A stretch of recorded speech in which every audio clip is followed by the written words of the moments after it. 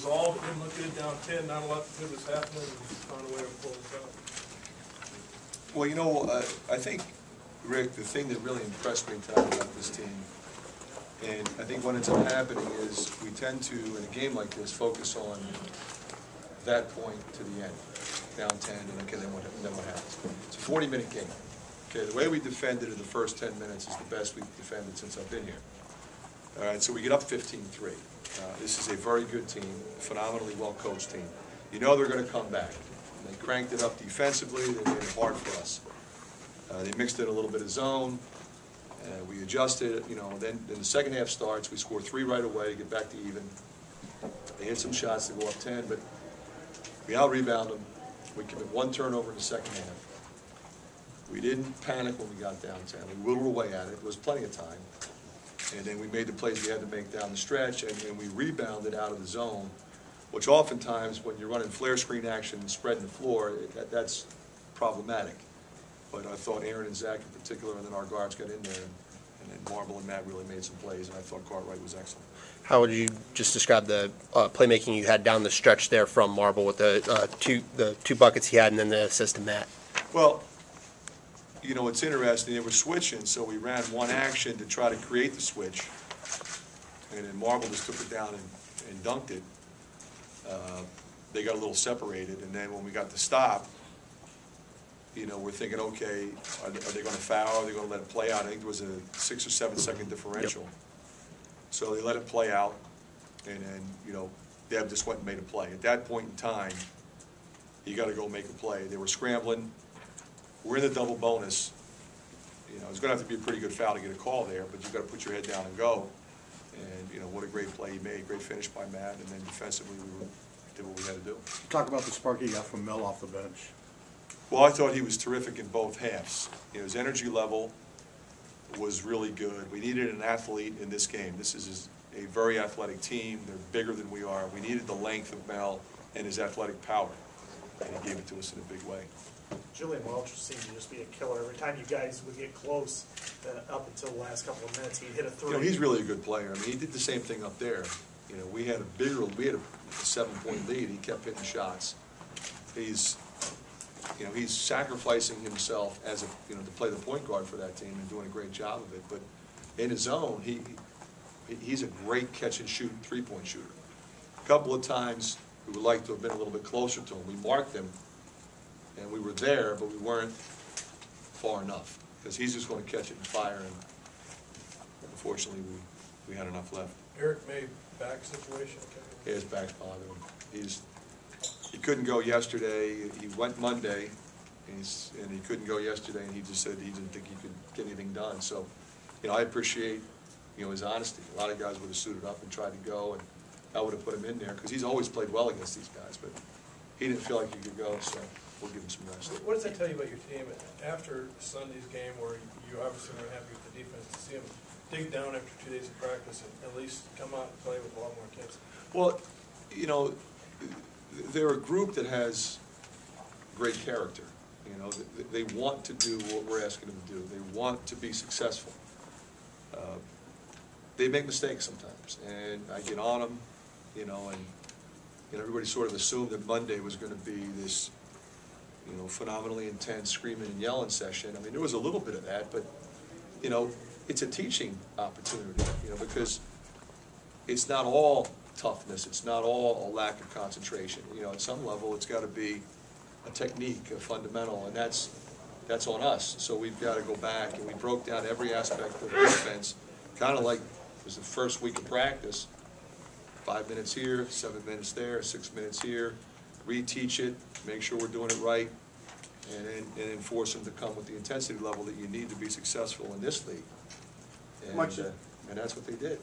How much did you like Devin's maturity at the end? Obviously, he hits the big 3 and the big dunk, and then he has the presence of mind to feed Matt right at the end. I mean, that's what Devin Marble is. I mean, he's a playmaker. He's really, I think, becoming somebody that really understands what that situation was and how to be successful possession by possession. What do we need? Did we really need that 3 there? Well, we kind of did. We were down 5. We just missed 2 free throws. That changed everything. you know, and then we get a stop, and then, you know, and then a dunk. I mean, because they were so worried about switching to take away any open shot. Switching is an opportunity to drive because the X is on the O. You know, so we tell our guys, whenever they're switching man, you got to put it on the deck and go, especially when you're in the double bonus. So he knew that, and he goes and makes a play. And he knew that on the last possession. You know, in a situation like that, they really don't want to foul him. So he just made a great pass and a great finish by Matt. Regarding the toughness, it was something that you questioned after the game Sunday. How would you describe it after tonight? Well, I would say that we were phenomenally tough, and it shows you that we're capable of playing like that on a regular basis. And I think that's, you know, we talked about toughness, we also talked about consistency. Because what I said was, we have been tough at times, we have not been consistently tough. And we have been tough in games, but not necessarily in the next game and the next game. And I think that's the challenge, because that sort of epitomizes this league. The teams that can rev it up every night, you know, now you have a chance. And it just goes to show you, you know, we have played that way, we've played that well. And we played that well at stretches on Sunday, but not enough. You Bryce got came a lot back. of good plays out of inbounds plays tonight. You know, and everybody wants to give me credit for that, but I'll be honest with you, you know, we put the formation in, and then the guys have to read it. It's timing, it's spacing, it's screening, it's when to screen, what angle to screen, when to deliver the ball, who you're delivering the ball to. So I would give them all the credit for that. Bryce was kind of inconsistent shooting the ball, but then he comes up with a steal at the end, drives it to the basket to draw the foul. You know, I don't worry about his shoot as long as he's taking what I consider to be good shots for him, and he did. You know, I don't want him pulling up from 3, 1-on-4 in a break. You know, if he's shooting pull-up jumpers and he's driving the ball to the basket and he's pushing the ball in transition. Now, he had a couple forced turnovers in the first half. It was kind of coming easy. We're up 15-3, and he threw the one over Aaron's head, and then he coughed the one up trying to split somebody. Those are the two he's got to get out of his game. But to me, that's the only 2 mistakes he made, not the shots he missed. I thought he was great. Yeah, but what about that steal that he had on Sampson? Well, if I have him in there, he's going to make those plays, because once Sampson goes to the ground, he's shooting it. Bryce knew that. You know, that's part of the scouting report.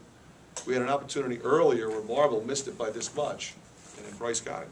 Coach, there was a big student turnout tonight. Do you think that gave you guys kind of an extra jolt of energy coming out of the game? You know what? I mean, there's nothing like it. I mean, our fan base is so incredibly loyal.